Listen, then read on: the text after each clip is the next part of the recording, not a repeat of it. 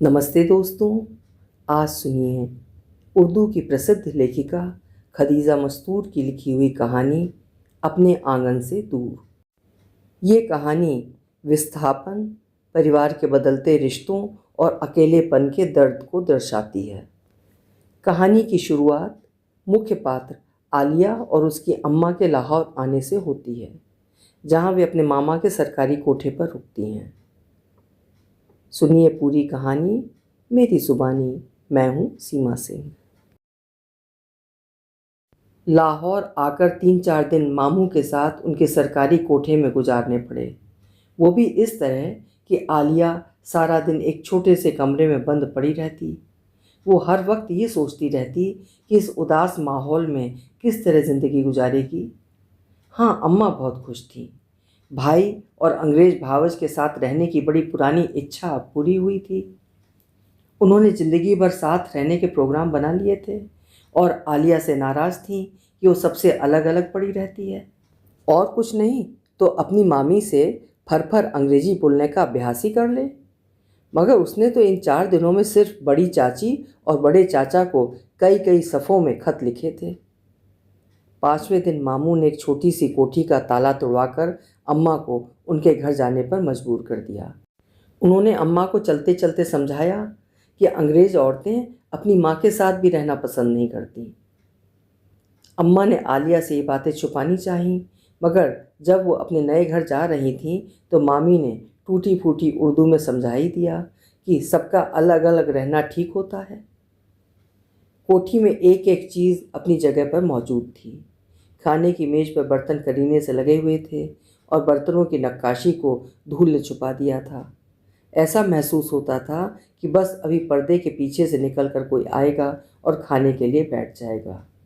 बावर्ची खाने में पीतल के बर्तन अलमारी में लगे थे और कुछ बर्तन फर्श पर लुढ़के पड़े थे और ड्राइंग रूम के कालीन और सोफे सब पर धूल विराजमान थी और गुलदान में लगे हुए फूल झड़कर मेज पर बिखरे हुए थे।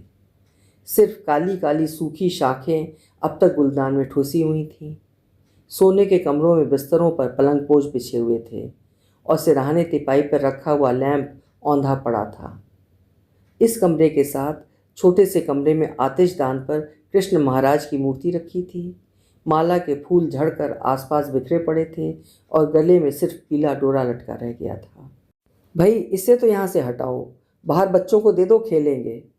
जब से अम्मा यहाँ आई थी उन्होंने कई बार कहा। आलिया ने अम्मा को कोई जवाब नहीं दिया। मूर्ति कई दिन तक यूं ही रखी रही। फिर जब इस कमरे को इस्तेमाल किए बगैर अम्मा का गुजारा नामुमकिन हो गया तो आलिया ने मूर्ति को अपने बक्से में छुपा दिया। दिन बड़ी बोरियत से गुजर रहे थे। बैठे बैठे उकता गई थी। उसके खतों के जवाब भी ना आते थे।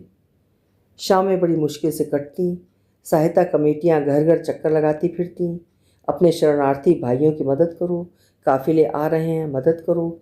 और अम्मा बड़ी दीन बनकर बताती कि हम तो खुद शरणार्थी हैं।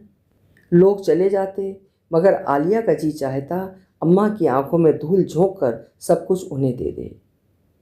मामू और उनकी बेगम कभी कभी शाम को आ निकलते तो आलिया की समझ में न आता कि वो कौन सी चूहिया के बिल में जा छुपे।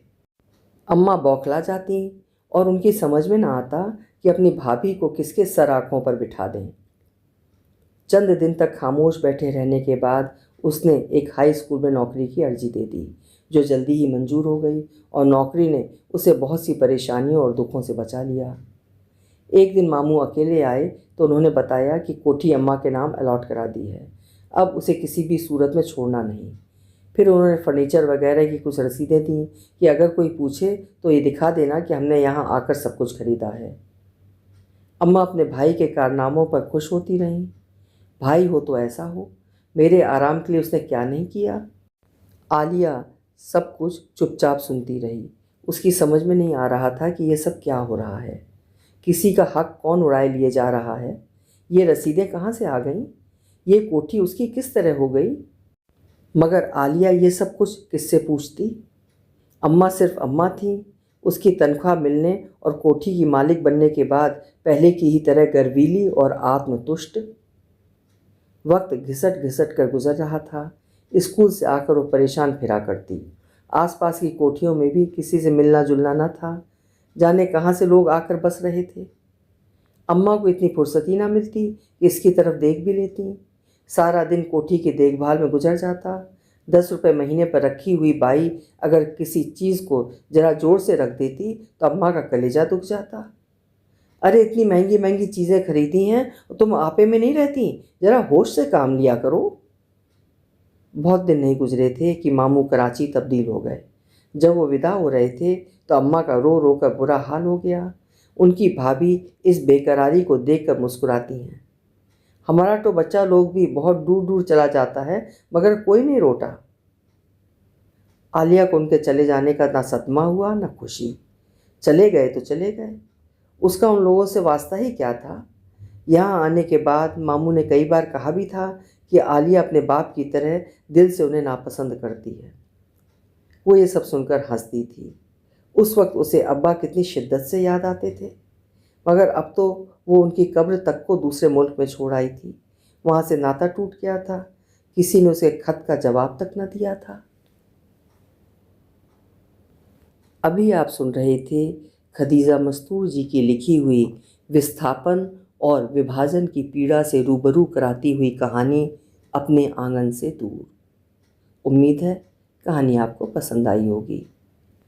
कहानी अगर पसंद आई है तो लाइक करिएगा, शेयर भी करिएगा और चैनल तो सब्सक्राइब कर ही लीजिएगा।